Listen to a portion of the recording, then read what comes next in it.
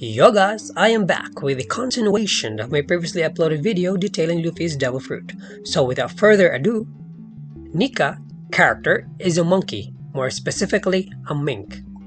Yeah, I know the fruit's name is Mythical Zoan Human Fruit Model Nika, but I believe this Nika is a mink, a half human, half monkey.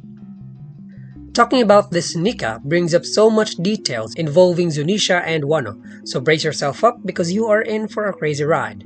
A crazy ride made up of crazy ideas by a crazy man. Sun God and Mink. So why did I say Nika is a mink?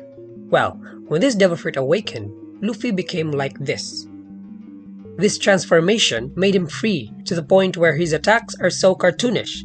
He can run in the air, he can make everything around him rubbery, including living beings like Kaido. He can even launch attacks unaffected by physics. So crazy, science cannot explain. Anyways, let us talk about Nika physically. Doesn't this awakening of Luffy's Devil Fruit so much like the Mink's awakening or their Sulong form? As the Minks said it, their Sulong transformation is the awakening of their true forms, and this gear shift of Luffy is the same. It is the awakening of his Devil Fruit. Luffy's hair turned white, his eyebrows and even his clothes. Even his appearance looks so much like the Sulong forms of the Minks, with all the flow hair and such. There's only one thing I'm waiting to see in the anime. That is, if his eyes are red, just like the Minks in their Sulong form. Because Oda made this gear shift a very mysterious form yet, as he displayed Nika covering his eyes in this colored cover page. That it seems like Oda doesn't want to reveal who or what Nika is yet. Then, there is this Mink's ability to produce electricity and sparks from their bodies, while Luffy has this rubber ability to hold and resist electricity. Mink Tribe and Kozuki Clan. Now, we all know that Mink Tribe and Kozuki Clan are brothers in arms for centuries. They formed a bond to help each other whenever one of them is in trouble. In fact, the crest of Kozuki is this. At first glance, it looks like a bird, a crane, or a heron with a glowing orb in its chest. But what if I tell you, this is not an orb, but a sun, and this is not a bird or whatnot, but a flying elephant? A flying elephant? For real? Are you crazy? Well, in One Piece, crazy things are already considered normal. A floating island, an underwater kingdom, an underwater prison, humongous sea creatures, and so much more. What is a flying elephant compared to those? Anyways, a flying elephant is actually the famous Mount of Indra, the same mythology where Hanuman is from. Hanuman, the reference of Oda in creating Luffy's gear fifth. Hanuman is a white monkey by the way and the sun god. This flying elephant is Airavata, a white elephant and the king god of elephants. Throughout the passage of time, this Airavata comes in many forms. Some says it has 3 heads, some has 4 tusks, so its form is still unknown and a mystery.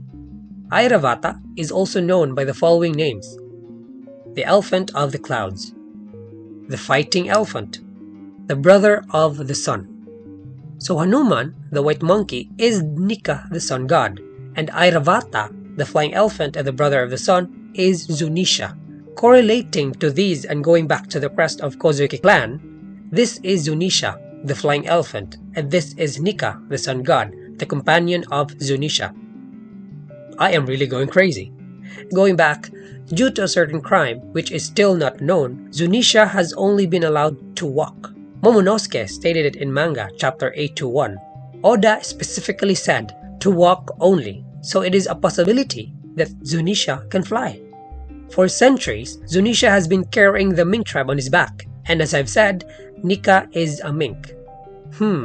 This is Zunisha, this is Nika the sun god of the Mink tribe living in Mokomo Dukedom. Makes sense. Wano Kingdom and Mokomo Dukedom. The Mink tribe and the Kozuki clan of Wano has a relationship deeper than we think. That is because the Mokomo Dukedom and Wano Kingdom possess the ancient weapon Pluton. Let me make it clearer. Both kingdoms are in possession of the 2 important components of the Pluton. Going back, Airavata, the flying elephant, is the elephant of the clouds, a fighting elephant, and the brother of the sun. So Zunisha is a flying elephant, on top of it a fighting one.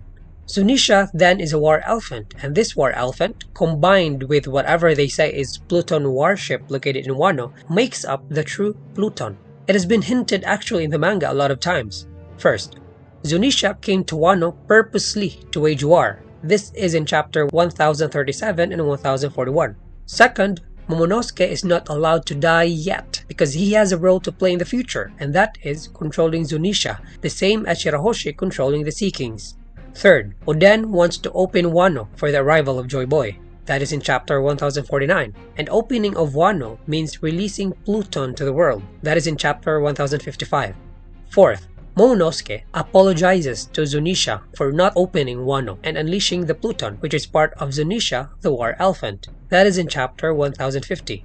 And fifth, the five elders, knowing that Zunisha leaving Wano means Wano's borders are staying closed. That is in chapter 1052. Meaning, Zunisha has something to do with what is hidden in Wano and guarded by its borders. Again, Pluton is the ancient weapon of War Elephant and Warship, and the key to controlling this is Momonosuke. Nika and Wano. Is it just a coincidence that Luffy's Devil Fruit awakened in Wano Kingdom? Nope, it is not a coincidence but a fate. In fact, it has been foreshadowed all throughout the Wano Arc, and even before that, the Zou Arc and Totoland Arc. Let us start here.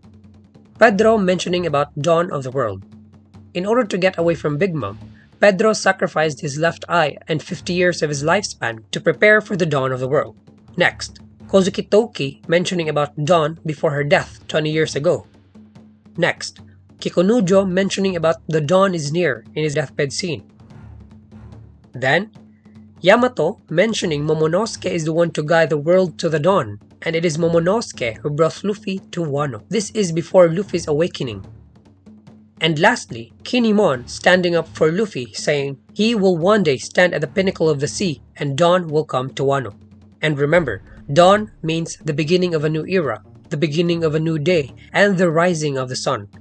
The rising of the sun, the awakening of the sun god. So Nika, the sun god, is meant to awaken in Wano. Everything has been guided by destiny, even the awakening of the mythical Zoan human fruit model Nika. Why do you think this devil fruit hasn't been awakened for centuries? That is because there are 4 things needed and has to be met for its awakening. First, the possession of the will reincarnation of Nika. This is the ability Gold Roger possesses and has been passed to Luffy, the ability to hear the voice of all things. Second, the physical reincarnation of Nika.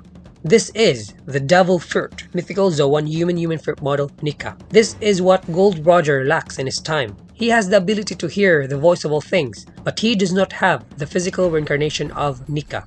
The reason why Shanks, who knew all these, stole the Devil Fruit from the world government years ago. Third, the opportunity to awaken. That is, to exhaust the body of will or haki, meaning to be in the brink of death, to bring out the sleeping consciousness or will residing in the fruit. So if one has to be on the verge of death, should have the will and physical reincarnation of Nika, which is the voice of all things, and the devil fruit respectively. Why hasn't Luffy awakened the devil fruit in his previous death matches, like his fight against Doflamingo or Cracker and Katakuri?